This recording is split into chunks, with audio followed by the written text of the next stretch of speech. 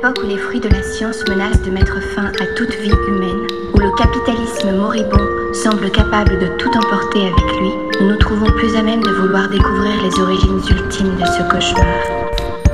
I think that's part of it too. I mean, if they really understood what was happening in Ireland, they would get themselves sorted out and stand on the right side here, because we identify very closely in our struggle for equality and our struggle against oppression.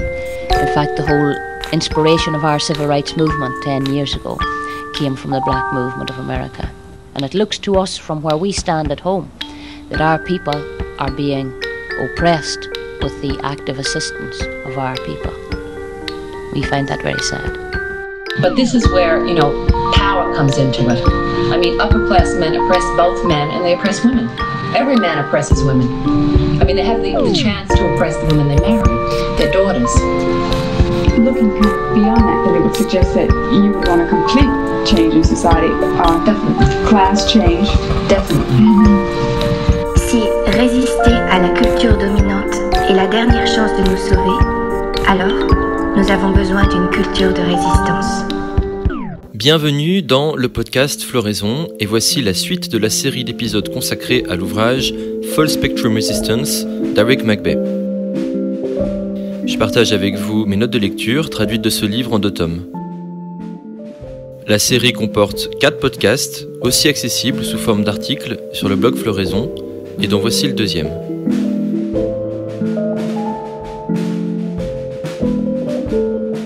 Dans le premier épisode, nous avons vu pourquoi et comment se battre. Nous avons abordé la nécessité d'une diversité des tactiques et d'une solidarité entre nos groupes. Je vous invite à l'écouter si ce n'est pas encore fait. Dans ce 2e épisode, nous verrons comment recruter et garder de nouvelles personnes, comment organiser et coordonner différents groupes, trouver des alliés, se protéger de la répression, choisir ses cibles, ses stratégies et tactiques pour mobiliser une force politique rapidement. Alors cet épisode est dense, il y a vraiment beaucoup de choses, j'ai adoré faire ce travail et j'ai eu bien du mal à tout résumer parce que vous allez voir c'est passionnant, mais passons directement au chapitre 4 sans perdre de temps. Chapitre 4. Recrutement et entraînement. L'auteur prend ici l'exemple de la Coalition pour une Afrique du Sud libre à l'Université de Columbia en 1985 et la façon dont le groupe a été surpris de l'engagement de centaines de nouveaux membres au moment où ils et elles sont passés de la tactique des marches à l'occupation d'un bâtiment. Cet exemple illustre un point central du livre, les gens se battent quand ils pensent qu'ils vont gagner. Ça paraît évident dit comme ça, mais on l'oublie souvent. Nous avons besoin de victoires, même petites, sur le chemin d'un plus grand succès. Nous allons voir comment cela est décisif pour un groupe ou une organisation et sa capacité à atteindre et recruter de nouveaux membres. La fabrique d'un radical. En étudiant les parcours individuels des activistes, de comment ils et elles en sont arrivés à s'engager dans une lutte, on note la récurrence de certains schémas. Comprendre ces schémas peut nous aider à toucher de nouvelles personnes.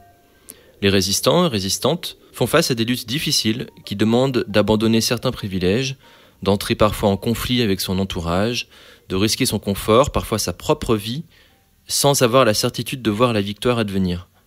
Comme on s'en doute, la plupart des personnes ne fera pas ça. À quoi ressemble un ou une résistante et comment devient-on radical ? Dans les expériences de comportement social et psychologique, les personnes qui résistent ont un certain type de caractère. Elles refusent de se conformer et d'abandonner. Elles sont en général intelligentes et prévenantes, sûres d'elles-mêmes, un peu rebelles mais capables de nouer des relations avec les autres.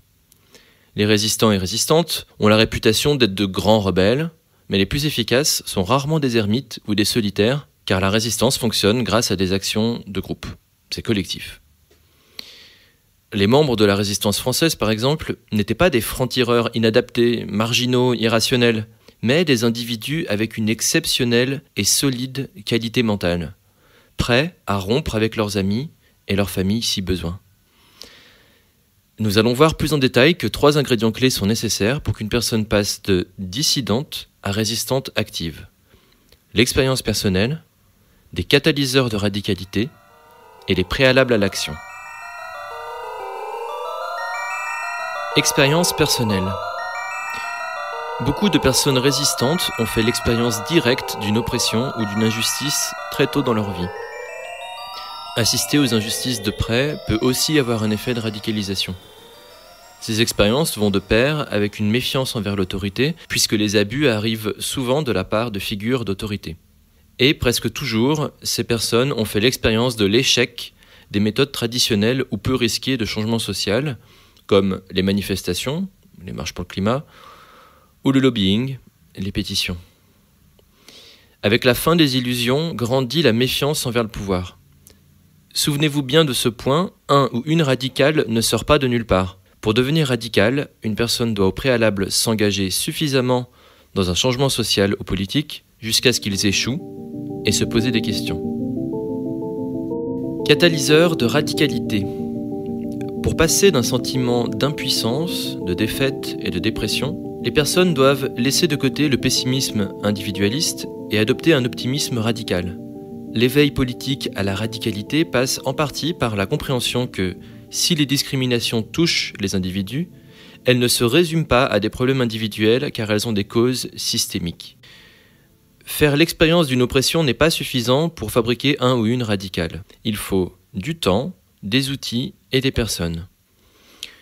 Du temps d'abord pour examiner ces expériences, parfois pendant une rupture avec le quotidien, pendant un voyage, pendant le chômage, un séjour en prison, etc. Il faut aussi des outils analytiques pour comprendre le monde, qui peuvent être variés. Ce sont les philosophies politiques, le socialisme, le marxisme, l'anarchisme, le féminisme, et même certaines œuvres au mouvement artistique. Et enfin, il faut des personnes avec qui pouvoir en parler et agir dans des espaces où on se sent en sécurité, avec des gens qui partagent des expériences communes. Préalable à l'action. Bien. La personne a pris du temps pour réfléchir et comprendre, elle a des idées radicales, c'est parfait. Mais maintenant, pour qu'elle puisse passer à l'action, elle a encore besoin des choses suivantes. Un groupe de personnes pour mener des actions. Seule et sans action, elle entrera dans une spirale défaitiste. Des modèles, c'est-à-dire d'autres gens ou d'autres mouvements qui l'inspirent. Un récit mental de comment arrive un changement social. Le sentiment que la victoire est possible ou alors une menace imminente. Et enfin, du temps disponible. C'est une des raisons pour laquelle on trouve beaucoup de radicaux jeunes, universitaires, ou issus de la frontière entre prolétaires et classe moyenne. Ils et elles sont suffisamment aisés pour survivre dans la société, mais pas trop au point de devenir complaisants avec le système. Ces personnes ont accès à des outils intellectuels qui catalysent la radicalisation. Ces trois ingrédients clés, expérience personnelle, catalyseur et préalable à l'action, ne sont pas à voir comme une expérience linéaire. D'abord une expérience, puis des catalyseurs, et enfin un groupe et un récit mental, et c'est terminé. Mais plutôt comme un cycle. Chaque nouvelle expérience personnelle vient alimenter les réflexions, nous disposons de plus en plus d'outils d'analyse, et de personnes autour de nous pour discuter et agir. Cette trajectoire de radicalisation est comme une spirale qui approfondit notre désir de changement, notre compréhension du monde, et l'efficacité de notre lutte. Individualisme pessimiste versus radicalité optimiste. Pour aider les personnes à agrandir leur conscience politique, un bon moyen est de mettre en évidence la différence entre la pensée radicale et le discours dominant libéral. Je trouve intéressant les trois axes suivants qui reviennent très souvent dans les discussions avec les personnes en voie de radicalisation. La cause, l'étendue et la durée. La cause. Pour les individualistes, les libéraux, la cause d'un problème est toujours à chercher dans l'individu. Par exemple, il est pauvre parce qu'il est feignant, c'est de sa faute. Ou, si les hommes méprisent cette femme, c'est parce qu'elle montre des signes de faiblesse, c'est de sa faute. Les radicaux, quant à eux, remontent à l'origine des problèmes, mettent en évidence les causes externes en termes de systèmes qui nous affectent toutes et tous. Par exemple, nous sommes pauvres car le capitalisme nous exploite et les riches manipulent le système. Ou encore, si les hommes méprisent cette femme, c'est une des manifestations du patriarcat. Étendue. Les individualistes ont tendance à penser que l'étendue du problème est totale, qu'il est omniprésent. Par exemple, il y a des pauvres de partout, impossible d'y échapper. Ou c'est normal que les hommes soient un danger pour les femmes, les garçons sont tous comme ça. Alors que les radicaux sont conscients et conscientes que certaines inégalités sont spécifiques à certains pays, certaines régions. Par exemple, beaucoup de pays ont des taux d'inégalité plus bas. Ou non, toutes les sociétés ne sont pas patriarcales et toutes les cultures ne sont pas des cultures du viol. Durée. Et enfin, la pensée individualiste libérale raconte que l'exploitation est transhistorique, intemporelle, par exemple. Il y a toujours eu de la pauvreté, du patriarcat, du racisme, et ce sera toujours le cas. Les radicaux ont conscience que ces phénomènes ont une existence temporelle. Les systèmes de pouvoir sont des constructions sociales, assez récentes pour certaines, et elles n'ont pas toujours existé. Nous pouvons les démanteler, et d'ailleurs, c'est ce que nous allons faire le plus vite possible et par tous les moyens nécessaires. Recrutement efficace. Maintenant qu'on connaît les ingrédients clés nécessaires pour qu'une personne passe de dissidente à résistante active, voilà quelques conseils pour recruter efficacement. Savoir pourquoi vous recrutez. Si vous voulez former un noyau engagé qui va prendre des décisions stratégiques, le mieux est de recruter directement et soigneusement entre 5 et 10 personnes de confiance qui ont suffisamment de points communs pour travailler ensemble. Et si vous recherchez juste des personnes pour assister à un événement, vous pouvez entrer en contact publiquement avec le plus de personnes possible. Demandez des petites actions, puis escalader. C'est la base de l'engagement pour rassurer les personnes et proposer des responsabilités de plus en plus grandes. Les petites actions peu risquées permettent aussi de rencontrer de nouvelles personnes et d'identifier qui pourra plus tard faire partie d'une équipe. Utilisez des cercles d'engagement, comme sur le graphique 4.3. Le mouvement est comme un jeu de cercles concentriques. Au milieu se trouvent les personnes les plus impliquées, cadres, combattants et combattantes. Autour se situent les auxiliaires, donc les supporters et personnes qui aident. Et en dehors de ça se situe la base du mouvement, un grand groupe de sympathisants, le plus souvent passifs, au milieu de la population. Pour recruter efficacement, vous devez constamment attirer les personnes vers l'intérieur des cercles. À chaque étape correspondent différentes méthodes. Et bien sûr, un groupe sain n'encouragera la participation des personnes qu'à la hauteur de ce qu'elles peuvent offrir, sans forcer. Rencontrer des personnes à des conférences ou événements sociaux. Les relations entre individus créent des liens plus forts que des théories abstraites. Les personnes ne prendront pas des risques au nom d'une idéologie, mais bien sur la base de l'empathie, de l'amitié, du courage et de la rage. Organisez un grand événement. Certaines actions spectaculaires n'ont pas beaucoup d'effets matériels, mais peuvent être un bon moyen d'atteindre et de recruter de nouvelles personnes. C'est un peu un effet de mode avec lesquels on peut jouer. Des tactiques visibles, étonnantes, théâtrales vont être perçues comme plus puissantes. Restez en contact. Trouvez un moyen de garder contact avec les personnes atteintes. L'idéal est qu'un membre du groupe tienne une liste des personnes à contacter pour les prochains événements. Internet est un bon moyen de suivre l'activité d'un groupe. Entraînez-vous à surmonter les peurs. C'est normal d'avoir peur de la répression, mais pour pas que cette peur devienne paralysante, il faut apprendre comment agir en situation de danger, comprendre la lutte et trouver du réconfort au sein du groupe. Créez des documents concis, dynamiques et faciles à transmettre. Proposez à chaque membre d'inviter un ou une amie. Adaptez les agendas, ajustez au mieux les horaires de rendez-vous, en proposant un peu de nourriture, des gardes d'enfants, etc., pour que tout le monde puisse venir. Adressez-vous à des personnes déjà concernées par votre cause. Faites des demandes directes, n'ayez pas peur de demander à quelqu'un en particulier de faire une tâche précise, c'est une marque de confiance. Sélectionnez les volontaires, notamment pour les situations dangereuses ou les tactiques sérieuses. Pour les groupes clandestins, c'est une étape cruciale. Sachez dire non, avec tact. La composition du noyau du groupe détermine à quel point il sera amical, efficace et durable, donc n'ouvrez pas la porte à n'importe qui. Si vous devez agrandir le groupe pour massifier, attendez peut-être d'avoir un noyau qui fonctionne. Faites un plan de recrutement, et revisitez-le de temps en temps. Demandez-vous ce qui fonctionne et ce qu'il faut laisser de côté. Et enfin, tissez les liens solides qui sont indispensables pour maintenir le groupe dans les moments difficiles. Ces liens humains sont souvent plus importants que la recherche de pureté idéologique au sein du mouvement, même pour les groupes radicaux. L'exemple d'Amílcar Cabral. Amílcar Cabral fut le fondateur du Parti africain pour l'indépendance de la Guinée et du Cap-Vert. Il fut un brillant stratège, et son parti fut le premier mouvement nationaliste d'Afrique noire à obtenir l'indépendance grâce à un conflit armé. Cabral fut révolté par le colonialisme portugais qui exploitait les personnes et la terre jusqu'à provoquer la famine d'un quart de la population. Le succès de Cabral ne vint pas d'une avant-garde centralisée et autoritaire, ni d'une idéologie rigide, mais au contraire, de la capacité du mouvement à agir sans avoir besoin de lui. Cabral recruta, radicalisa et entraîna de nombreux organisateurs, hommes ou femmes, qui vivaient et recrutaient eux-mêmes des personnes de leur village. Il savait écouter, expliquer et convaincre avec gentillesse et douceur, sans agressivité.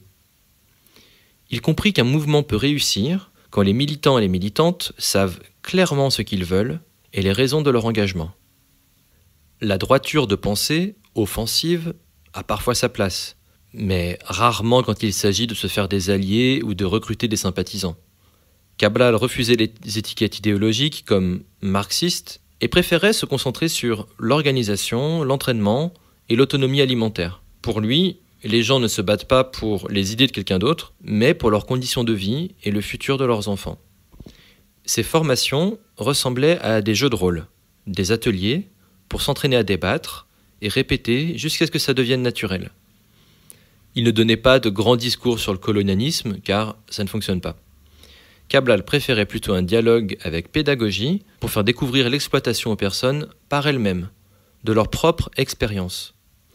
Le mouvement de Cabral s'est battu et a gagné. Le Parti africain pour l'indépendance est passé en quelques années d'un mouvement non violent à une guérilla armée capable d'attaquer et de saboter, et enfin jusqu'à des techniques militaires plus avancées pour gagner et conserver des territoires. Finalement, la Guinée et le Cap-Vert obtiennent leur indépendance en 1973, ce qui participe à la chute du régime fasciste au Portugal l'année suivante. Entraîner et retenir. Qu'entend-on par entraînement ? L'entraînement, c'est tout ce qui va permettre au groupe de développer leur analyse, vision et stratégie, de comprendre le fonctionnement d'un groupe et des prises de décision, de résoudre des conflits et de développer des structures d'apprentissage égalitaires et décentralisées. Les mouvements grandissent quand ils sont capables de consolider le groupe, d'entraîner et de retenir leurs membres à l'intérieur. Cela ne sert à rien de recruter de nouvelles personnes si vous ne pouvez pas les retenir au sein du mouvement. Voici donc quelques conseils. Créer un environnement accueillant en combattant les pratiques oppressives, en présentant une nouvelle personne au reste du groupe. Trop souvent dans les milieux radicaux, les militants sont hostiles envers les inconnus, ce qui est décourageant et c'est le signe d'une culture de défaite. Donner aux nouveaux un guide, une personne dans le groupe qui sera bienveillante pour les aider à s'intégrer au groupe, pour répondre aux questions, les encourager à participer. Et c'est aussi l'occasion pour le guide d'évaluer certaines qualités chez les nouveaux. Écrivez un petit manifeste qui aide les nouveaux à comprendre le but du groupe. Il doit être court, concis et pratique, d'environ un paragraphe ou une page tout au plus. Il est clair sur le but des actions et sur les prises de décision. Moins de réunions et plus d'actions. Gardez une certaine dynamique.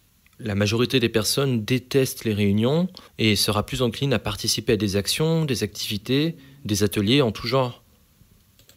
Attention au burn-out, qui peut arriver quand un membre est à la fois tendu et engagé.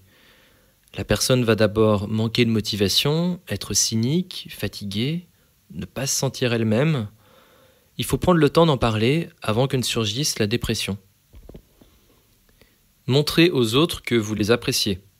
La reconnaissance sociale et les compliments sont la meilleure, et la moins chère, des récompenses. Pas la peine de faire des grandes cérémonies, mais remarquer et féliciter le travail des autres peut vraiment faire la différence. Faites des réunions efficaces. Tout le monde n'a pas à participer à chaque décision, ça peut devenir vraiment fatigant. Certaines décisions très simples ou très complexes peuvent être prises en dehors de réunions, à 2 ou 3 personnes, avant ou après les réunions, ou même par SMS ou par email. Faites attention aux tâches. Dans les organisations composées de bénévoles, c'est parfois difficile de savoir qui s'occupe de quoi exactement. Répartissez donc les tâches par binôme ou trinôme, plutôt que à tout le monde dans un flou artistique et finalement à personne.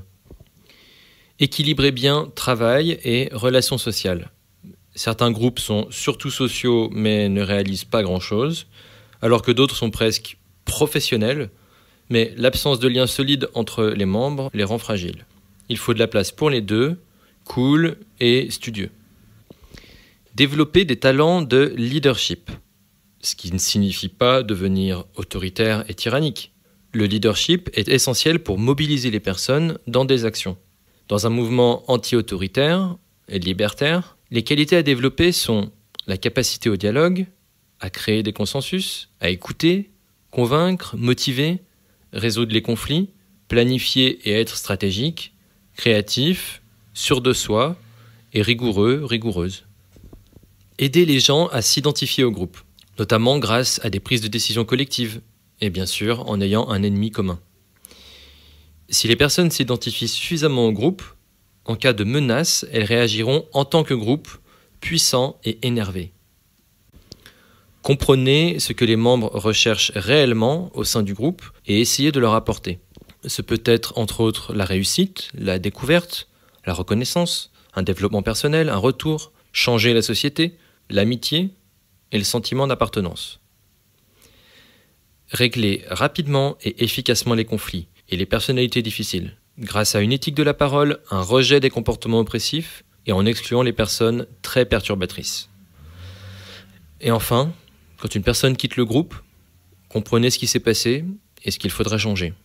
Par exemple, en posant des questions à la personne qui est partie, en demandant des suggestions. Et les groupes clandestins ont besoin d'un processus de départ très clair. Les résistants qui quittent le groupe avec des informations sensibles peuvent mettre les autres en danger. Il faut mettre tout ça au clair au moment du départ et définir les comportements à avoir pour garantir la sécurité de toutes et de tous. Bon, je sais que tout ça est dense, mais pour résumer ce chapitre, nous avons vu que les personnes rejoignent un groupe de résistance pour 3 raisons principales. Premièrement, parce qu'elles pensent que ce groupe est efficace. Deuxièmement, parce que le groupe est accueillant et correspond au type d'action qu'elles trouvent nécessaire. Et troisièmement, parce qu'elles veulent faire partie d'une communauté. Et voilà pourquoi les grands groupes modérés ont du mal à recruter, parce que beaucoup de personnes, comme les radicaux, comprennent que leurs tactiques sont souvent vouées à l'échec, que ce n'est pas efficace. Et voilà aussi pourquoi les groupes plus militants peinent à recruter quand ils n'adoptent pas une véritable culture de résistance, quand ils se focalisent à outrance sur la pureté idéologique, quand ils dénigrent systématiquement les petites victoires réformistes, ou quand ils sont arrogants avec les nouveaux venus. Et ça, c'est triste. Et nous avons vu comment surmonter ces défauts. Mais recruter des personnes n'est que la première étape pour un groupe. Nous allons voir maintenant comment organiser ces personnes.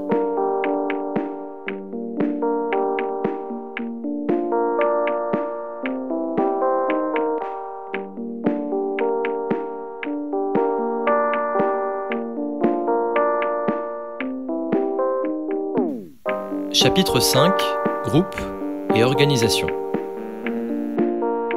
La leçon de Stonewall. Comme à de nombreuses reprises dans son ouvrage, Eric Mackbey étudie en détail certaines luttes passées et leur contexte pour comprendre et en tirer des leçons. Dans ce podcast, je ne peux malheureusement pas être exhaustif, je survole. Ici, l'auteur revient sur Stonewall, la série d'émeutes qui ont eu lieu en 1969 à New York et qui ont été un moment très important du mouvement LGBT. Stonewall a bel et bien été une émeute, entre autres des homosexuels, personnes trans, non blanches et drag queens, contre les agents de police qui avaient pour habitude de les harceler. Ce 27 juin 1969, il et elle refusent de se soumettre, attaquent les voitures de police, lancent des projectiles, cassent des vitrines, tiennent la rue et repoussent les forces de l'ordre. Les changements dans le mouvement LGBT sont immédiats après ce soulèvement et débouchent sur des transformations politiques. Cependant, Stonewall n'était pas la première émeute de ce genre. Mais les militants sont arrivés à, entre guillemets, institutionnaliser l'émeute. C'est ce qui nous intéresse, car il peut être facile de démarrer une émeute, et drôle, mais beaucoup plus difficile d'en faire une institution. Quand on parle d'institution, il ne s'agit pas forcément d'une organisation centralisée, comme l'Église catholique par exemple, mais plutôt dans le sens où la Pride est devenue une structure sociale et politique qui persiste et progresse dans le temps. Alors, qu'est-ce qui fait la particularité de Stonewall ? Certes, Stonewall a duré plus longtemps que les 2 émeutes précédentes et impliqué plus de personnes. Mais la réponse n'est pas dans l'intensité des émeutes. La différence se situe dans le contexte politique et social. L'emplacement géographique et social de Stonewall a été décisif. La communauté présente et active de Greenwich Village a permis de consolider et faire grandir le mouvement de libération gay. C'est une leçon qui concerne à la fois les libéraux et les radicaux. D'importants progrès peuvent être réalisés en combinant action et organisation. Nous avons déjà vu que les libéraux ne comprennent pas le rôle clé des militants radicaux dans un mouvement de résistance. Ok. Mais de leur côté, trop souvent, les militants radicaux ne comprennent pas le rôle important que des organisations modérées peuvent jouer dans un changement radical. Certes, l'activisme militant est essentiel, indispensable pour une résistance victorieuse. Mais pour gagner du territoire, les gains obtenus par le militantisme le plus offensif doivent être incorporés dans des organisations durables et dans la vie de tous les jours. La critique est valable pour les militants comme pour les modérés. Les deux doivent sérieusement apprendre à s'écouter et comprendre le rôle clé de chacun dans cet effet de cliquet. Les petites organisations militantes offensives poussent la résistance en avant et les grands groupes modérés défendent et consolident les gains ainsi obtenus. Attention donc au seul spectacle de l'émeute, à cette obsession militante qui peut nous faire négliger la valeur du travail de base d'organisation. Le pouvoir étant de plus en plus concentré, centralisé, et les technologies de contrôle de plus en plus développées, le besoin d'une résistance organisée n'a jamais été aussi grand. La tyrannie de l'absence de structure. Tout d'abord, quelques définitions. Un groupe est un ensemble d'activistes qui s'organisent et travaillent ensemble. Généralement, il et elle se connaissent personnellement. Une organisation est plus large, plus structurée, et consiste souvent en plusieurs groupes travaillant ensemble. La structure détermine comment les groupes communiquent, prennent les décisions, recrutent, s'entraînent, etc. Et un mouvement englobe plusieurs organisations, groupes et individus qui travaillent à peu près dans la même direction, ont un objectif politique, social, économique en commun. Les mouvements puissants sont diversifiés et capables de mener des actions collectives. La tension entre organisation et spontanéité informelle n'est pas nouvelle. Déjà dans les années 70, la féministe Jo Freeman mettait en cause l'absence de structure dans les cercles de discussion, qui devient un moyen de masquer le pouvoir et les privilèges des personnes qui ont l'habitude de prendre la parole. Un groupe de discussion informel peut être excellent pour élever le niveau de conscience de ses participants. Mais si le groupe veut aller plus loin et s'engager dans des actions plus spécifiques, il doit adopter une structure. Les règles de prise de décision doivent être ouvertes et accessibles à tout le monde, et ceci ne peut avoir lieu que si elles sont formalisées. Éliminer les structures hiérarchiques et autoritaires est très important pour qu'un groupe se démocratise, mais il ne doit pas pour autant rejeter toute structure. Des personnes comme Barbara Epstein ou l'auteur Eric McBay, ayant participé à des rassemblements pendant le mouvement anti-mondialisation, ont exprimé leur inquiétude sur l'absence de structure. D'autant que, si la police a amélioré ses méthodes de contrôle et de répression, nous n'avons pas, de notre côté, amélioré nos modes d'organisation. C'est un sujet sensible et c'est une personne qui se méfie terriblement de l'autorité qui vous parle. L'absolutisme moral de la pensée anarchiste est difficile à maintenir dans un contexte de mouvement social. Les mouvements ont besoin de leaders, des personnes qui entraînent les autres. Nier cet aspect ne nous débarrasse pas des leaders, mais nous conduit au déni que nous en avons, parmi nous, à leur absence de remise en cause démocratique et à la difficulté de les remplacer le moment venu. Bien sûr, certains anarchistes dans l'histoire ont bien compris cette tension et le besoin de s'organiser, comme ce fut notamment le cas des anarchistes espagnols pendant la guerre civile contre l'armée fasciste de Franco. Ils et elles ont formé des milices de combat avec leurs propres officiers élus pour mener certaines batailles de terrain en posant des limites à leurs privilèges. On a compris que le rejet d'une structure est une impasse et que l'organisation et la structure d'un mouvement déterminent quel genre de tactique il va pouvoir utiliser. Si les grands mouvements libéraux de masse ne sont pas propices au secret, les cellules clandestines sont nulles pour mobiliser les masses. Le problème est que beaucoup de groupes s'organisent d'une certaine façon en fonction de leurs valeurs personnelles, idéologiques, et ensuite essayent de décider ce qu'ils vont faire. Il faut réfléchir dans l'autre sens. Nous avons besoin d'organisation, la seule question est quel type d'organisation ? Tension organisationnelle. S'organiser efficacement dépend de nombreux facteurs. Objectifs et stratégies, culture et expérience des résistants-résistantes, répression de l'État et capacité de communication et de logistique.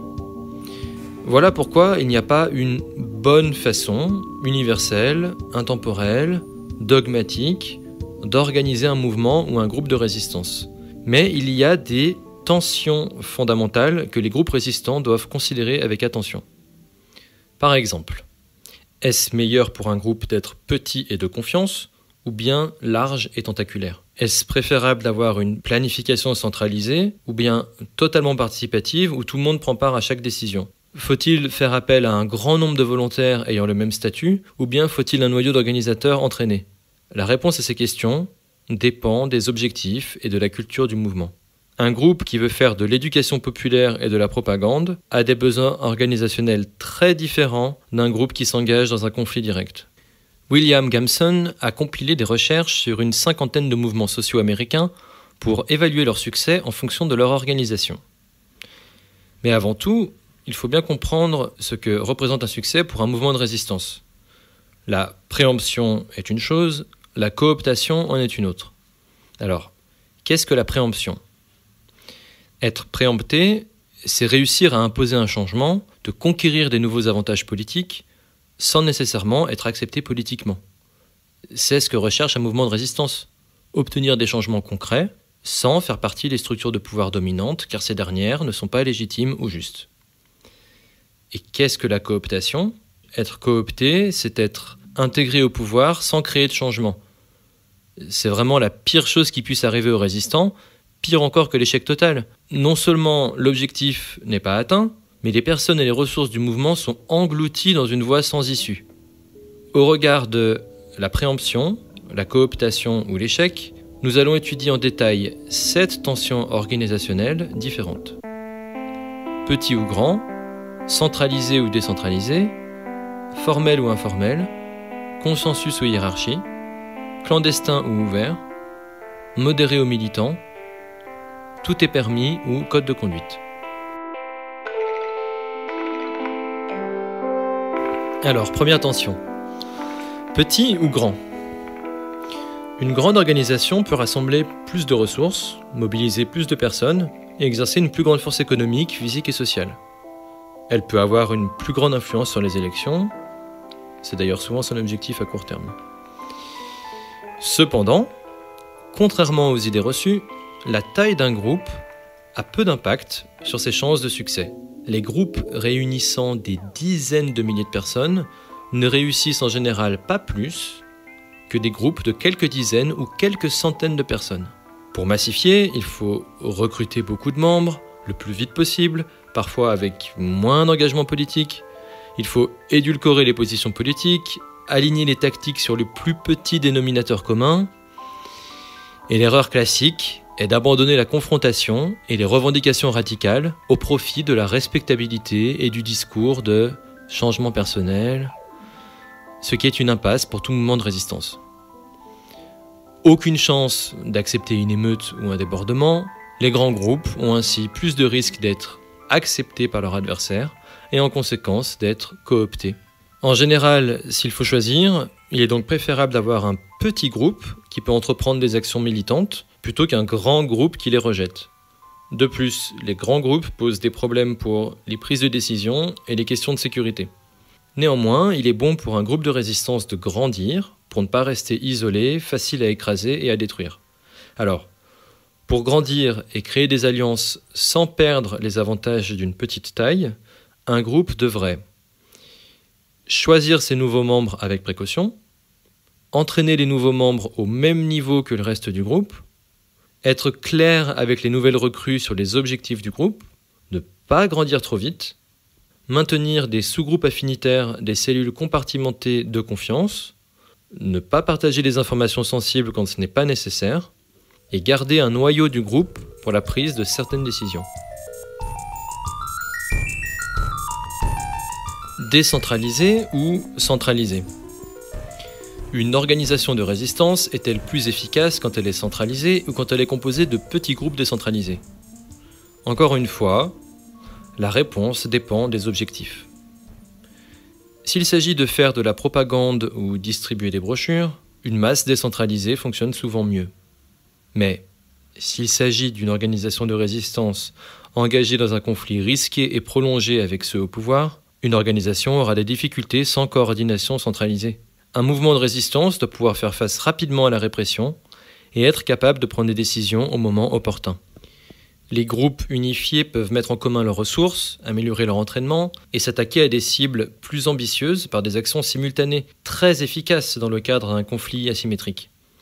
Mais de puissants mécanismes démocratiques sont indispensables à un mouvement de base pour éviter qu'il ne soit capturé par des élites. Trouver le bon équilibre entre centralisation et décentralisation est une tâche difficile.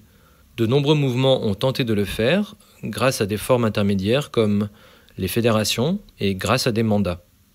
Le factionnalisme, c'est-à-dire le morcellement en fragments divisés et en compétition, est une des choses les plus dangereuses qui puissent arriver à un mouvement. Le succès devient presque impossible. Conseil pour éviter le factionnalisme. Culture partagée. Nous ne parlons pas ici simplement d'une culture qui passe par la théorie, les films ou les livres, mais qui se construit par l'action collective et les sacrifices.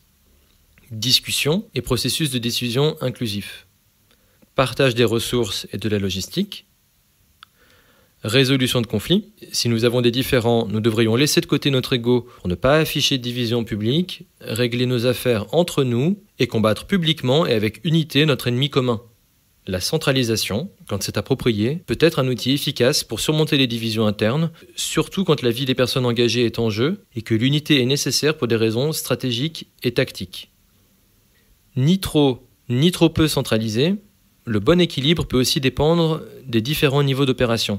La guerre asymétrique, type guérilla, est caractérisée par une planification centralisée des stratégies et une exécution décentralisée des actions tactiques. Les unités de résistance peuvent être séparées, sans possibilité de communiquer, surtout en cas de cellules clandestines, mais elles doivent pouvoir être agiles, flexibles en toutes circonstances de terrain, tout en prenant part à une stratégie plus grande. Informel ou formel? Est-ce que le groupe est formel, chaque personne a un rôle clair et identifié, ou bien informel? Les personnes improvisent constamment et s'occupent des différentes tâches un peu comme bon leur semble. On parle de groupe formel quand ces trois conditions sont réunies. 1. Il y a un document écrit, concis ou détaillé, qui définit l'objectif et les stratégies de l'organisation. 2. Il y a une liste formelle des membres. 3. Il y a au moins 3 niveaux d'organisation, comme par exemple un comité d'organisation, des membres actifs et une masse de sympathisants. L'organisation formelle, même si elle n'est pas forcément hiérarchique, augmente énormément les chances de succès d'un groupe, surtout quand elle est associée à une centralisation. Les groupes formels et centralisés ont les meilleurs résultats. En revanche, les groupes informels et décentralisés échouent presque toujours. Quand des rôles sont clairement attribués, le niveau de préparation et d'engagement des membres augmente et les tâches nécessaires sont mieux assurées. On distingue en général 5 rôles différents, mais qui parfois se chevauchent. Premièrement, les leaders. Ils et elles inspirent et organisent le mouvement, prennent ou aident à prendre des décisions. Deuxièmement, les cadres. Ce sont des activistes à plein temps qui s'occupent des tâches quotidiennes, participent aux décisions, mobilisent les personnes, etc. 3. La ligne de front.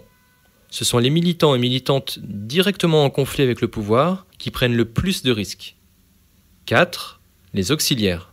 Ce sont les sympathisants qui fournissent parfois de l'aide. Et 5. La base de masse. Une communauté étendue de sympathisants et sympathisantes qui soutiennent le mouvement mais n'ont pas de rôle particulier. Jusque-là, nous avons vu les tensions qui existent dans un mouvement, qu'il soit petit ou grand, centralisé ou décentralisé, formel ou informel.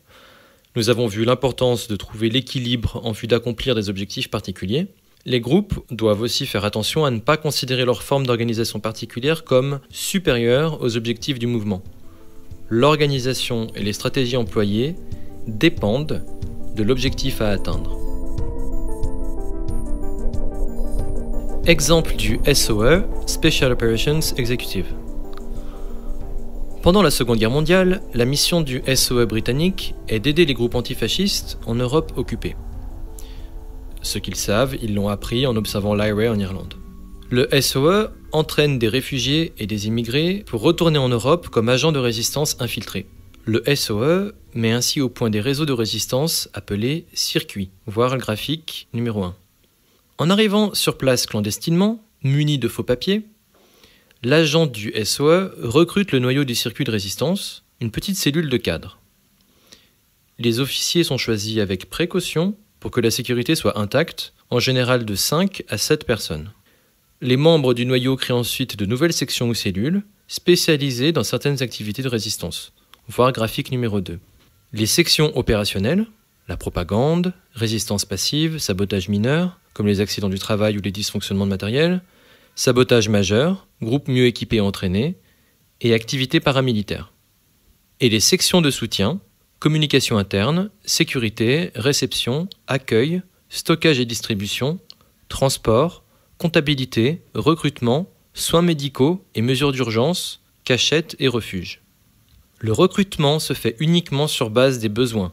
Les personnes sont recrutées pour une mission et non l'inverse. Pour se coordonner avec la stratégie des alliés, chaque circuit, chaque cellule spécialisée est connectée avec le quartier général du SOE en limitant au maximum les communications. Un mouvement composé de groupes diversifiés est plus efficace, et de même, les organisations sont plus efficaces quand elles encouragent les membres à se spécialiser et à développer des compétences particulières. Le SOE a spécialisé ses officiers, son staff, dans 9 domaines différents. Personnel et administration, renseignement et sécurité, opération, logistique, plan, communication-transmission, entraînement, gestion des ressources, liaison civile. Suivant le contexte, le staff peut varier. Par exemple, l'armée britannique a accentué la partie logistique, tandis que l'IRA irlandaise a plus développé ses compétences dans le domaine des renseignements. Consensus ou hiérarchie? Aïe. Sujet difficile pour les anarchistes. Est-ce qu'un mouvement de résistance est plus efficace lorsqu'il fonctionne par pur consensus ou lorsqu'il y a une hiérarchie claire? Quels sont les avantages et inconvénients des différentes approches?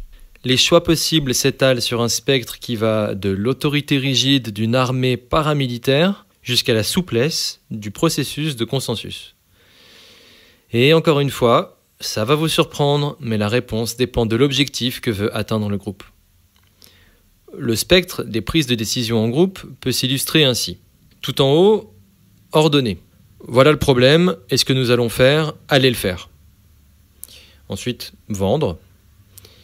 Voilà le problème, et ce que nous allons faire, et pourquoi j'ai pris cette décision, allez le faire.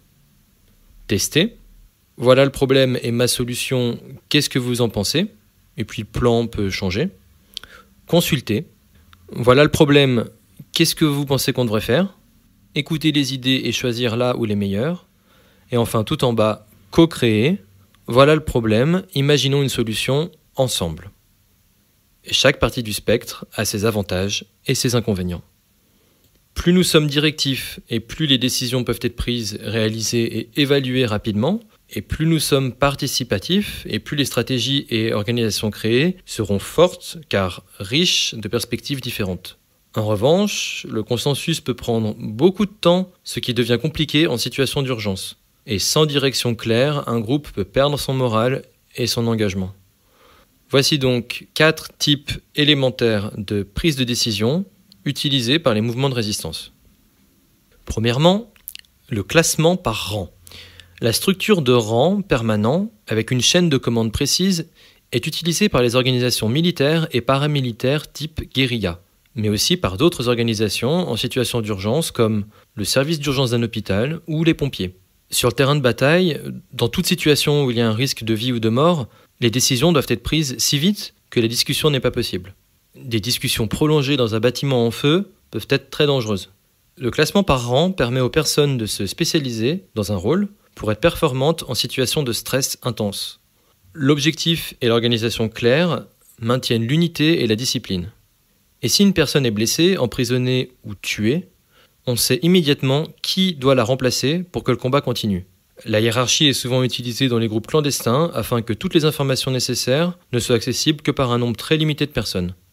Mais les hiérarchies, comme les anarchistes le savent parfaitement, ont de grands défauts, surtout lorsque la situation n'est pas appropriée.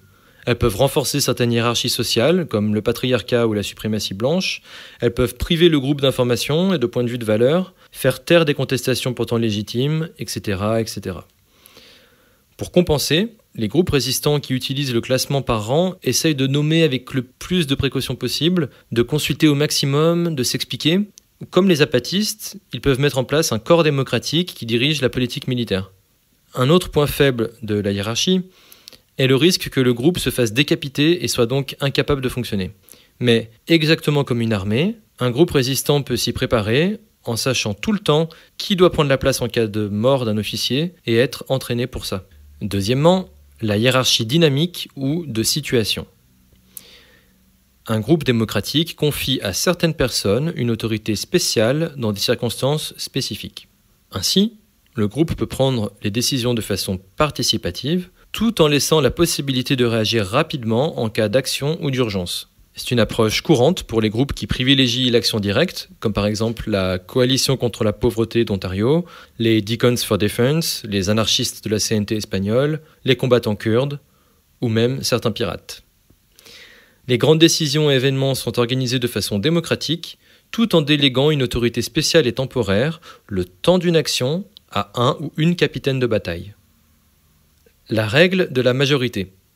C'est le vote classique tel qu'on le connaît. Cette méthode simple, rapide, présente l'avantage d'être connue et souvent considérée comme un moyen juste et légitime de prendre des décisions à des échelles diverses. La règle de la majorité peut aider à créer un consensus quand les personnes acceptent de se plier à la décision commune.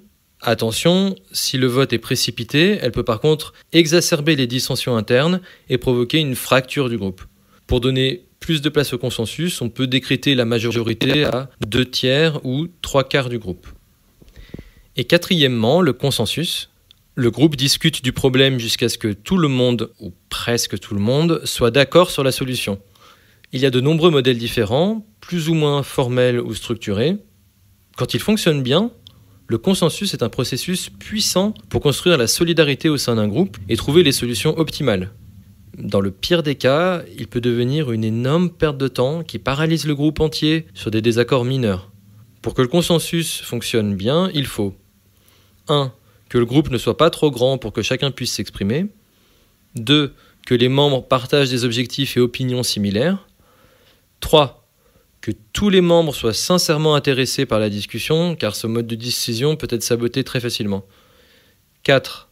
Que les membres aient l'habitude de ce modèle. 5. Et il faut du temps disponible. Le consensus peut dans certains contextes être utilisé à des très grandes échelles, comme par exemple le mouvement des Sans-Terre au Brésil, qui utilise le consensus par petits groupes décentralisés, réunissant au total 1,5 million de membres. Le consensus est un merveilleux outil, qui peut néanmoins être mal utilisé au mauvais moment, comme par exemple entre des gens qui ne se connaissent pas dans une situation risquée. De plus, comme le consensus nécessite beaucoup de temps disponible, il peut exclure de la participation ou décourager les personnes qui n'ont justement pas tout ce temps devant elles. Pour résumer la tension entre consensus et autorité, il ne faut pas être dogmatique, il n'y a pas qu'un seul mode de décision possible et acceptable, il y en a plusieurs qui dépendent des situations particulières. Alors, un groupe ouvert ou un groupe clandestin? Bon, la réalité est moins binaire. Du plus ouvert au plus fermé, le spectre des possibilités s'étend comme suit. Groupe totalement ouvert, possibilité de refuser ou expulser des membres, filtrage des membres, membres sur invitation seulement, et clandestinité totale. Une organisation radicale qui est totalement ouverte ne reste en général pas radicale très longtemps après avoir connu un certain succès et l'arrivée de nouveaux membres. C'est le problème constant du plus petit dénominateur commun, comme on l'a vu. D'un autre côté, une organisation résistante qui exclut trop risque de rester petite et isolée. Le plus important est de choisir le juste milieu en fonction des tactiques du groupe, de sa philosophie et du contexte politique. Les cellules clandestines sont des groupes émotionnellement très éprouvants pour les membres, entre anxiété, solitude et ennui. Pourtant, voici pourquoi l'action clandestine peut être nécessaire pour un mouvement de résistance. Pour offrir un refuge, une évasion aux personnes persécutées, pour se protéger soi-même de la persécution politique, religieuse ou sociale, pour obtenir des informations confidentielles, des renseignements sur l'ennemi, pour partager ces informations, faire de la propagande, créer de l'agitation, pour organiser une libération non violente quand le groupe est considéré illégal, et évidemment pour employer l'action directe, les sabotages, etc. Bien sûr, la majorité d'entre nous ne s'impliquera pas dans un groupe clandestin. Mais pourquoi est-ce important que tout le monde en entende parler ? Parce que tout le monde, au sein d'un large mouvement de résistance, doit comprendre que les mouvements bénéficient d'une diversité d'approches différentes et que ces mouvements peuvent être renforcés grâce à l'existence de cellules clandestines. L'histoire de la résistance clandestine est pertinente et intéressante, elle peut nous inspirer et nous apprendre. Au vu de l'accélération de la surveillance et de la répression, il se pourrait que cette question nous concerne de plus en plus personnellement. Pour des raisons de sécurité, les groupes clandestins prennent du temps à se constituer. Ces réseaux doivent être construits bien avant, en amont qu'une urgence se présente pour le mouvement. Dans le chapitre suivant, nous verrons la complexité entre organisations clandestines et à visage découvert. Modérés ou militants ? Est-ce que les groupes sont plus efficaces quand ils jouent le jeu des dominants pour avoir l'air respectable, ou bien quand ils font tout leur possible pour perturber le système de pouvoir ? William Gamson, dans son étude, confirme la supériorité des groupes qui choisissent la deuxième option, la résistance. Utiliser des tactiques indisciplinées pour perturber, discréditer, embarrasser les opposants augmente les chances de succès. Bien sûr, il est difficile d'atteindre un objectif quand il est révolutionnaire, mais dans tous les cas, une approche militante avec un but ambitieux offre un plus grand pouvoir de négociation, de provoquer des concessions. Gamson conclut qu'un groupe efficace idéal serait militant, prêt au combat, bien organisé et avec des objectifs clairs. Je répète, un groupe efficace idéal serait militant, prêt au combat, bien organisé et avec des objectifs clairs. La finalité devrait être radicale avec un objectif à court terme à la fois dans lequel s'investir en rejetant les limites institutionnelles de la révolte respectable. Que plusieurs groupes soient en compétition les uns les autres pour le même objectif n'apporte pas vraiment de différence. En revanche, quand ces groupes ont des niveaux différents de militantisme, là, les modérés ont tendance à avoir plus de succès aux dépens des militants. Les groupes qui ont recours à des destructions matérielles ont un taux de succès beaucoup plus élevé, et ceux qui refusent d'utiliser l'autodéfense quand ils se font attaquer ont un succès négligeable dans cette étude. Une opinion souvent répandue à gauche, la violence serait le dernier recours d'un groupe inefficace qui accélère son échec en augmentant la répression et l'hostilité à son égard. Les conclusions de l'étude vont à l'inverse de cette croyance. L'usage de la violence naît au contraire d'une impatience créée par la confiance en soi-même et par une efficacité croissante. L'usage de la violence par un groupe n'est donc pas un signe de faiblesse du groupe, mais un signe de faiblesse de l'ennemi.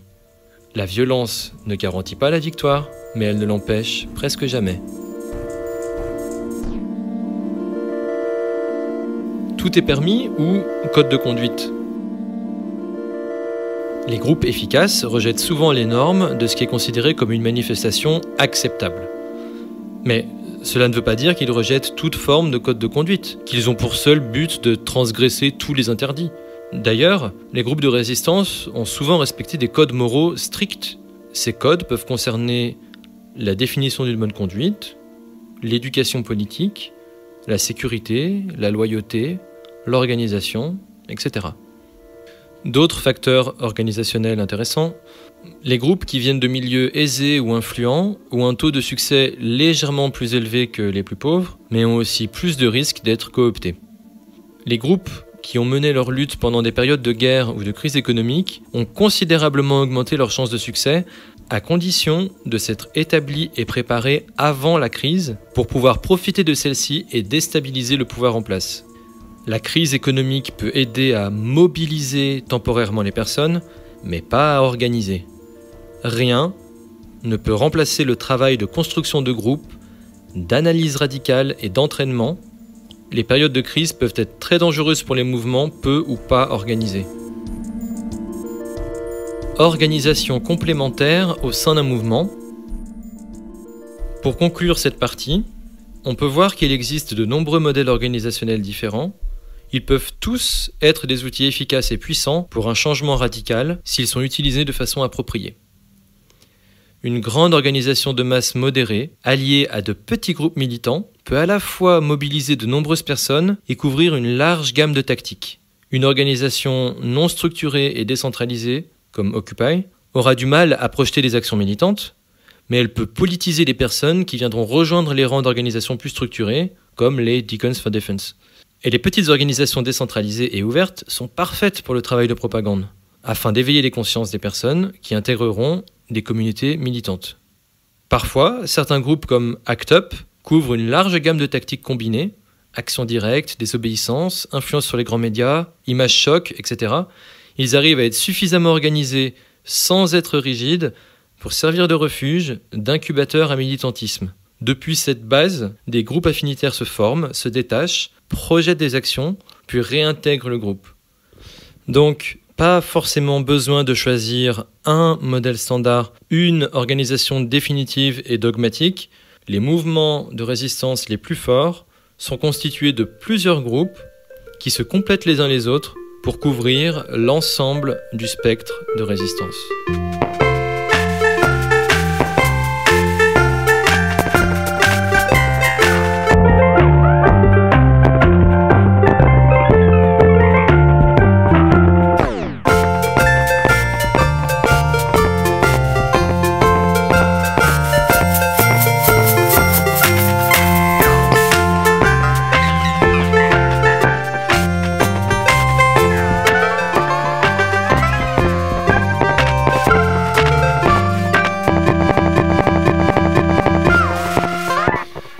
Et enfin, dernier chapitre de cet épisode, chapitre essentiel pour ne pas aller au casse-pipe, chapitre 6, la sécurité. Les mouvements de résistance menacent le pouvoir et le fonctionnement d'un système d'exploitation établi. Les puissants essayeront toujours de les infiltrer, de les attaquer et de les détruire. Voici donc de précieux outils pour se protéger. Le pare-feu. Les mouvements de résistance se protègent grâce à un pare-feu entre organisation à visage découvert et organisation clandestine. Les groupes à visage découvert peuvent communiquer largement et mobiliser un grand nombre de personnes. Ils se protègent en agrandissant leur soutien dans la population. Les groupes clandestins, quant à eux, ont d'autres objectifs, comme fuir la persécution, publier certains contenus sensibles, l'action directe, etc. Ils ont donc besoin d'une organisation différente, basée sur le secret et des pratiques sécuritaires. Le mélange des deux peut être très dangereux et contre-productif. Pour éviter l'infiltration, les membres d'un groupe de résistance à visage découvert ne peuvent donc pas être simultanément membres d'une organisation clandestine. La culture de sécurité. La culture de sécurité est un ensemble de bonnes pratiques pour augmenter la sécurité des groupes politiques à visage découvert face à la répression, tout en évitant la paranoïa excessive qui peut paralyser. La règle de base consiste à ne pas demander ou fournir d'informations autrement que sur le strict minimum nécessaire. En public ou en privé, ne parlez pas de votre implication ou de celle d'une autre personne dans un groupe clandestin. Ne parlez pas de votre désir ou celui d'autrui de rejoindre un groupe clandestin. Ne demandez pas aux autres si ils ou elles sont membres d'un tel groupe. Ne parlez pas de votre participation ou de celle d'autrui à des actions illégales. Ne parlez pas de plan d'une future action dont vous avez connaissance. Ne mentionnez ni horaire, ni lieu, ni personne spécifique. Ne parlez surtout pas aux agents de la police ou du gouvernement. Ne laissez pas la police entrer chez vous sans mandat. En cas d'arrestation, ne dites rien, à part votre nom, prénom, adresse et date de naissance. 3 exceptions où parler d'action illégale peut être acceptable. Premièrement, pour planifier des actions avec un groupe affinitaire de façon sécurisée. Deuxièmement, après arrestation et condamnation, en faisant bien attention de ne pas incriminer d'autres personnes. Et troisièmement, dans des communiqués prudemment anonymisés. Ce que vous pouvez faire la promotion active de la résistance militante radicale de façon générale, c'est même encouragé. Vous pouvez vous renseigner sur les méthodes de la police, ses pressions, ses interrogatoires, etc. Et vous pouvez combattre les comportements à risque, comme les potins, les rumeurs, les questions inappropriées, les mensonges pour se vanter, l'usage des drogues et autres comportements dangereux, etc. Ne soyez pas dupes, n'oubliez pas que l'état de droit est une farce, que la loi est un outil de domination et que les agents de police sont autorisés à bluffer, à vous menacer, etc. Les flics n'ont pas à s'identifier, ils sont même obligés de vous mentir pour bien faire leur travail. Ils sont entraînés à mentir et à vous faire craquer. Les informations dont ils disposent proviennent souvent de témoignages d'autres personnes qui ont craqué, donc ne parlez pas. La paranoïa à l'intérieur d'un mouvement et les accusations non fondées peuvent parfois être plus douloureuses et dommageables que la répression elle-même. Les fausses accusations peuvent mener à la mort de certaines personnes. La sécurité est plus une question de comportement que de personnes. Il vaut mieux s'en prendre au comportement plutôt que d'accuser sans preuve. Une bonne pratique protège des informations dangereuses, même en présence d'agents infiltrés. Se méfier du sexisme, du racisme et de tous les comportements abusifs en général qui sont utilisés par les indiques pour détruire les groupes. Si quelqu'un compromet la culture de sécurité, parlez-en en privé, avec tact, partagez des informations. Ne laissez pas ces comportements devenir des habitudes et exclure si nécessaire. La culture de sécurité augmente notre sécurité, mais ne l'assure pas totalement de façon absolue. N'importe quelle action contre le pouvoir en place peut nous mettre en danger. Le but de la résistance n'est pas d'être le plus prudent ou la plus prudente possible, mais le plus efficace possible. Les personnes les plus prudentes sont celles et ceux qui ont effectivement le plus de chances de survivre, mais généralement, c'est la seule chose qu'ils et elles ont achevé. Faire profil bas. Les personnes qui font la promotion de l'action clandestine, exactement ce que je suis en train de faire pendant ce podcast, ces personnes veulent maximiser leur visibilité. Par contre, celles qui veulent s'engager dans des actions clandestines risquées essayent de faire profil bas. Elles évitent d'attirer l'attention en se cachant sous une couverture personnelle inoffensive. Elles gardent une apparence discrète, ordinaire, en règle, bien rangée. Si ces personnes font la promotion de la résistance sur Internet, elles utilisent des noms alternatifs, cachent leur IP, leur identité. Les réseaux sociaux comme Facebook sont souvent évités par la résistance clandestine car ils fournissent à la police des données sur les connexions entre militants et militantes. D'une manière générale, attention aux informations sensibles et personnelles en ligne car les activistes sont souvent harcelés. Ceci dit, tout le monde ne doit pas faire profil bas. Il est d'ailleurs important que beaucoup de personnes fassent la promotion de la résistance sous toutes ses formes. Une communication prudente. Pour les groupes à visage découvert, partir du principe que chaque communication est potentiellement surveillée ou qu'un indique est présent dans les grands rassemblements. Les informations sensibles peuvent néanmoins être cachées pour garder la surprise lors d'une action. Les groupes clandestins, eux, utilisent un niveau bien plus élevé de sécurisation des communications, par exemple en réduisant au minimum et en cryptant les communications, en utilisant des codes. D'une façon générale, en dire le moins possible, ne pas écrire, ou alors de façon codée ou banalisée, un prénom vaut mieux qu'un nom, et une lettre vaut mieux qu'un prénom. Sélection. Des procédures de sélection peuvent être mises en place lors du recrutement pour tenir à l'écart ou exclure les membres qui ont des comportements destructeurs, les agents infiltrés ou les personnes qui n'inspirent pas confiance. Compartimentage. Dans un groupe à visage découvert, tout le monde est susceptible de se connaître, et c'est un avantage pour se soutenir, s'encourager, partager des informations. La protection des informations sensibles se fait grâce à une bonne culture de sécurité, comme sur le graphique 6.1. En revanche, une organisation clandestine a besoin d'une protection adaptée au risque plus élevé de répression. Pour éviter que toute l'organisation tombe comme un jeu de domino quand une personne est compromise, le réseau est compartimenté en petites cellules de 2 à 10 personnes maximum. Si une cellule se fait infiltrer par la police, tant pis, mais l'organisation n'est pas en danger car l'identité des autres cellules est préservée. Les cellules clandestines font très attention à la manière dont elles communiquent avec d'autres cellules et avec les groupes à visage découvert. Nous verrons plus de détails dans le chapitre 7. En comparant le graphique 6.1 et le graphique 6.2, on peut voir les images dans l'article, on voit bien la différence avec laquelle un groupe peut se protéger. Pour les groupes à visage découvert, c'est clairement la culture de sécurité qui va empêcher les rumeurs et les potins ou les informations de se propager jusqu'à l'agent infiltré. En revanche, dans un groupe clandestin, c'est bien le compartimentage qui fait que seulement une cellule est compromise et pas l'ensemble du groupe, parce qu'il a été bien structuré par compartiments indépendants. Sécurité opérationnelle. Pendant les actions, les groupes à visage découvert peuvent se protéger grâce à des observateurs qui filment la scène en gardant secret le plan d'une marche jusqu'au dernier moment, ou en écoutant les communications radio de la police, par exemple.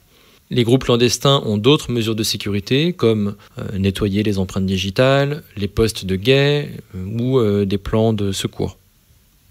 La contre-intelligence. Les activistes doivent aussi activement réfléchir à la défense de leur groupe en étudiant l'histoire et l'actualité pour comprendre comment les mouvements sont neutralisés par le pouvoir.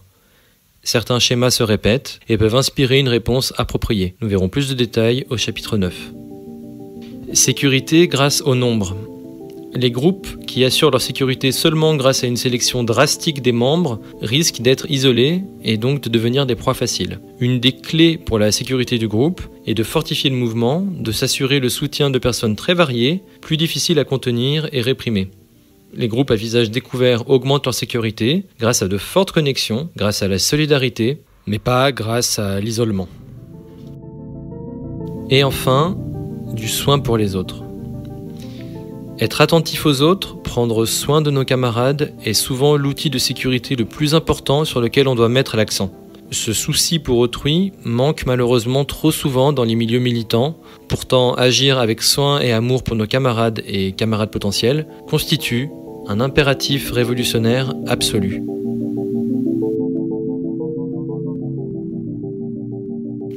Quatre histoires différentes. Tous ces conseils que nous venons d'évoquer, toute cette partie sur les outils de sécurité peut paraître un peu abstraite.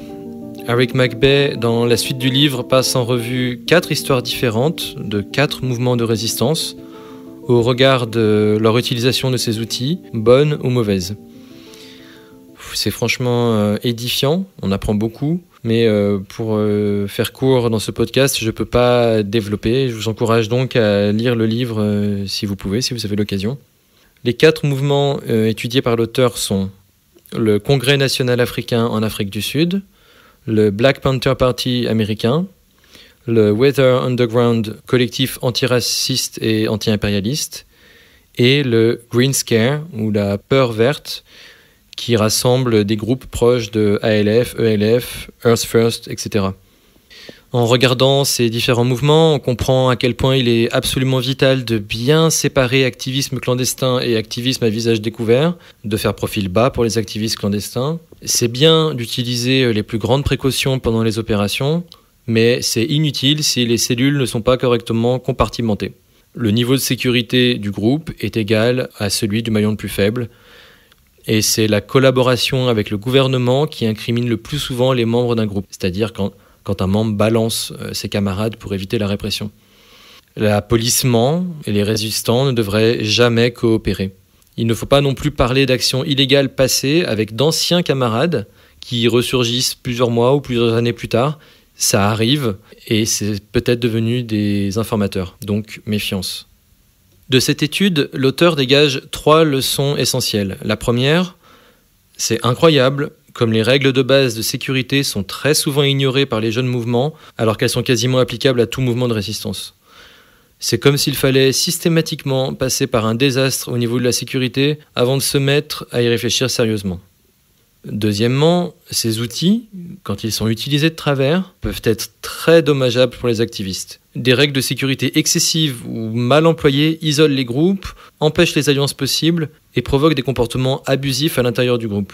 De nombreux groupes à visage découvert s'essoufflent et disparaissent car leur paranoïa empêche d'accueillir les nouveaux membres et dégoûte les membres existants et existantes. Une paranoïa excessive est un vrai obstacle qui entrave la résistance et qui en plus peut être exacerbé par le gouvernement. Et troisièmement, chaque mouvement contient une certaine forme de comportement abusif ou simplement de la méchanceté entre les membres. Ce comportement est souvent légitimé par une mauvaise conception de la culture de sécurité et c'est tragique car les mouvements ont à la fois besoin d'une sécurité stricte mais aussi de soins les uns envers les autres comme nous l'avons vu. Maintenant, pour la fin de cet épisode, nous allons nous concentrer sur les personnalités difficiles. Donc, comme déjà évoqué, quand des personnes censées être des alliés sont hostiles, destructrices ou carrément abusives, cela présente un plus grand danger pour le groupe que la répression extérieure. Pour que nos mouvements gagnent, nous devons assurer la sécurité physique et psychologique de nos camarades. C'est un schéma trop récurrent pour être ignoré. Les personnes destructrices sont parfois impossibles à distinguer de policiers infiltrés, à part que les flics, eux, sont payés pour faire ça. Elles peuvent être des organisateurs agressifs, dominateurs, misogynes, qui incitent au conflit et quelquefois même des agresseurs sexuels. Mais les autres membres ferment les yeux sur ces comportements car ces personnes ont l'air très impliquées et dévouées pour la cause. Qu'ils fassent fuir les femmes, fuir les personnes LGBT, qu'ils forcent les activistes à parler des agressions plutôt que des actions et du travail pendant les réunions, ou qu'ils créent des disputes au sein des groupes, rien ne ralentit plus la construction d'un mouvement qu'un misogyne. Pas seulement les insultes, les viols ou les coups, mais même les comportements dominants plus subtils comme l'arrogance ou même le refus de laver sa propre vaisselle renforcent les inégalités. Les comportements abusifs ne doivent pas être tolérés mais bien combattus. Mais ce qui est parfois compliqué, c'est que toutes les personnes difficiles ne sont pas forcément des personnes abusives. Et certaines de leurs qualités en tant que résistantes peuvent être dommageables pour le groupe si elles ne sont pas contenues. Ce sont souvent les femmes et ou personnes racisées qui connaissent le mieux ces situations, qui en sont les premières victimes, mais c'est le rôle de tout le monde au sein du groupe de s'en occuper et pas de déléguer encore une fois cette tâche sur les femmes et les personnes racisées. Voici donc quelques conseils pour jeter les bonnes bases. 1. Fermement établir des normes communes. Faites clairement savoir que les membres doivent se traiter avec respect et que les comportements oppressifs ne sont pas tolérés, par exemple grâce à une charte ou un règlement interne. Si un problème surgit, intervenez rapidement avant qu'il ne devienne une habitude. 2. Ateliers anti-oppression. Proposez à un maximum de membres du groupe des ateliers pour prévenir ce genre de comportement et intégrer les acquis dans des pratiques de groupe. Parlez-en aussi dans des groupes non mixtes pour faire ensuite progresser tout le groupe. 3. Introspection. Ça, c'est possible seulement si on a de la bonne volonté. Parfois, la personne difficile, c'est vous. Et oui, même si c'est difficile à accepter. Réfléchissez, par exemple, à la fréquence à laquelle vous prenez la parole, la place que vous prenez dans le groupe, les privilèges que vous avez qui font que vous avez tendance à commander, par exemple le privilège blanc, hétéro, homme, privilège de classe, etc. Et demandez à des amis proches ce qu'ils en pensent, et pas juste de vous dire ce qui vous fait plaisir. Certains groupes proposent même de recevoir des commentaires anonymes sur votre attitude pour avoir des retours constructifs. Et 4. Facilitation. La majorité des gens est bien intentionnée et prête à prendre des décisions par consensus. Mais il y a toujours les quelques éternels individus difficiles, narcissiques, chicaniers, pointilleux, qui rendent ce processus compliqué. La monopolisation de la parole, les blocages, l'esprit de contradiction, le passif agressif, tout ça sont des comportements qui peuvent être réglés en utilisant des outils de facilitation, de médiation et de résolution de conflits. Mais voilà, quand le comportement persiste. Parfois, le problème est trop profond pour être réglé rapidement au cours d'une réunion. Il peut découler d'un traumatisme, d'addiction ou de troubles mentaux chez la personne difficile. Parfois, ces personnes sont réellement de bonnes personnes. Elles veulent faire bien, mais elles tirent vers le bas l'ensemble des membres et c'est au-delà des compétences et des objectifs du groupe de s'en occuper. Les bonnes personnes, épuisées, vont se mettre petit à petit à quitter le groupe et la personne corrosive va prendre de plus en plus d'importance. Il faut briser le cercle vicieux avant que le groupe tourne à l'autre boudin. Nous devons vraiment agir avec empathie et soutien émotionnel, apporter de l'aide, tout en gardant à l'esprit que les graves problèmes de santé mentale ne seront pas résolus au cours d'une réunion d'un groupe de résistance. Un groupe de résistance n'est pas le lieu idéal pour les thérapies, pas plus que pour les opérations chirurgicales à cœur ouvert. Ça fait mal à dire, mais certaines personnes sont sociopathes. Ce sont souvent des hommes, et ils sont très attirés par les groupes militants. Ils agissent de façon impulsive, sans se soucier des conséquences pour les autres ou pour eux-mêmes. Ils peuvent mentir, voler, se battre, mettre en danger tout le monde. Les activistes doivent savoir que certaines personnes de ce type changeront extrêmement difficilement de comportement. C'est difficile à admettre quand on rêve d'une société idéale, où tout le monde participe joyeusement à toutes les décisions, sauf que ces personnes n'éprouvent aucun remords à transgresser les consensus, à trahir les autres. Si vous pensez vraiment qu'une personne est un policier ou un informateur, nous verrons que faire dans le chapitre 9. S'il s'agit d'une agression grave ou d'une menace, nous verrons ça dans des ressources supplémentaires. Dans les autres cas, voici quelques conseils. Avant tout, escalade de la réponse. D'abord répondre par un bon comportement personnel, puis par un argument raisonné, et enfin, si le raisonnement n'a pas marché les 2 premières fois, répondre par un comportement aussi pénible, mais pas plus, que celui de la personne, sans colère, sans haine, sans culpabilité. Soyez direct et donnez le bon exemple. Essayez de vous approcher de la personne qui pose problème, peut-être avec l'aide d'un ou d'une médiatrice. Parlez-lui directement, franchement du problème, sans violence, et ce que vous espériez voir changer. Utilisez des phrases comme « je sens que », sans être dramatique, en restant calme. La communication non violente peut parfois aider. Restez favorable et bienveillant avec la personne pour que la situation du groupe puisse s'améliorer. Sélection. Plutôt que d'avoir un groupe totalement ouvert, essayez de choisir des personnes qui pourront bien travailler ensemble en laissant de côté les personnes corrosives. Grâce à une méthode d'invitation ou d'évaluation ou de sélection. Et si ce n'est pas possible, structurez le groupe de façon à ce que les personnalités difficiles ne puissent pas empêcher les autres de travailler. Vous pouvez aussi fixer des barrières claires avec des conséquences. Si, malgré toutes ces difficultés, vous trouvez que ça vaut quand même la peine de travailler avec une personne difficile, car elle a beaucoup de qualités, alors fixez ces règles claires. Dites-lui que, bien que vous appréciez ce qu'elle apporte au groupe, qu'elle fait un super travail, ce n'est pas acceptable qu'elle soit méchante avec les autres, qu'elle domine la discussion, etc., toutes ces choses. Avertissez avec tact, respect, mais fermement qu'en cas de transgression à ces règles, elle devra quitter la réunion, voire quitter le groupe. Et enfin, exclusion. Si vous avez suivi les conseils du chapitre recrutement, votre groupe dispose d'un processus d'exclusion et il suffit de le suivre. Sinon, parlez aux autres membres du groupe et obtenez un mandat pour faire partir la personne. C'est vraiment pas un truc marrant à faire, surtout quand on veut être le plus inclusif possible. Alors, bien sûr, être inclusif, c'est accueillir les personnes d'horizons différentes, racisées, de différentes religions, sexes, orientation sexuelle, des façons de penser, etc. Mais par contre, être inclusif, ce n'est pas accueillir les personnes qui empêchent le groupe de fonctionner correctement. C'est difficile à admettre, mais dans tout mouvement, certaines personnes sont des atouts et d'autres sont des charges.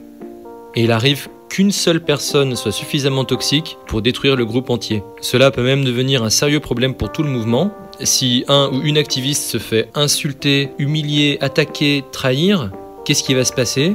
Et son expérience dans les milieux militants va la décourager, peut-être pour des années ou pour toute sa vie, et elle va abandonner. Au contraire, si nous maintenons notre organisation accueillante et sûre pour toutes et tous, nous serons récompensés par la venue de nouveaux membres passionnés et d'horizons différents. En fait, il s'agit de l'outil de sécurité le plus puissant dont nous disposons.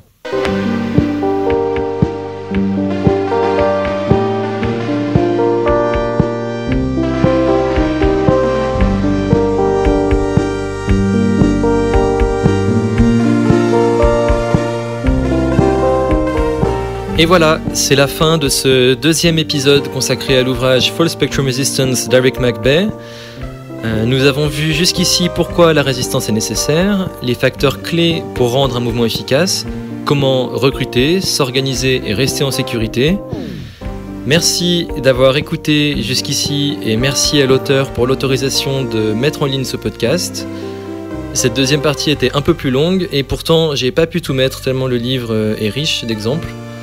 J'espère que ça vous a plu, moi j'ai adoré. Dans le prochain épisode, nous verrons comment communiquer, comment prendre d'assaut les grands médias, comment collecter des informations sur nos ennemis et comment se protéger de la surveillance et des infiltrations.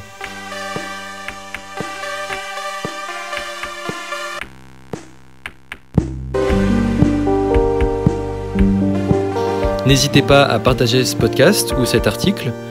Vous retrouverez l'intégralité de l'ouvrage Full Spectrum Resistance sur fullspectrumresistance.org et j'ai une bonne nouvelle à vous annoncer. Les 2 tomes anglais seront traduits en français et publiés aux éditions libres en 2020.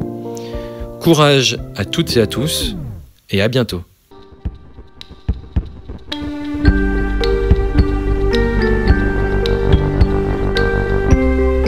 But when people fight, that is something. It does grab the attention, and it should, because it's real stuff. It isn't just this symbolic game of, oh, it makes me feel good, I have my sign and stuff. Well, I don't care about that.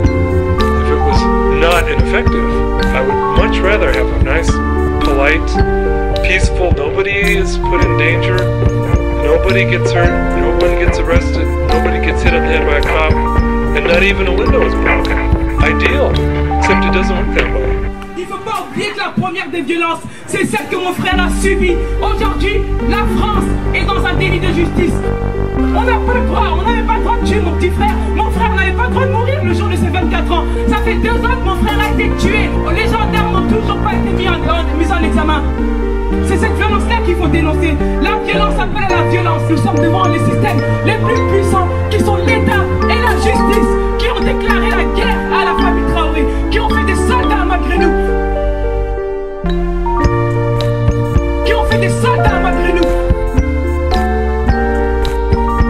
Our planet is dying. Actually, she's being drawn and quartered.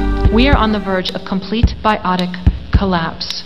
And that is 500 million years of evolution gone. We are out of soil, we are out of species, and we are out of time. We really need to start thinking like a serious resistance movement, because this is a war. I know it's been going on 10,000 years. It feels like daily life. The lights are on, the cupboards are full, but this is a war. And if anyone is left to look back 100 years from now, they are going to wonder, what the fuck was wrong with us? That we didn't fight like hell when our planet was going down. Now you love something or you wouldn't be here. Whatever you love, it is under assault. Love is a verb. We've got to let that love call us to action.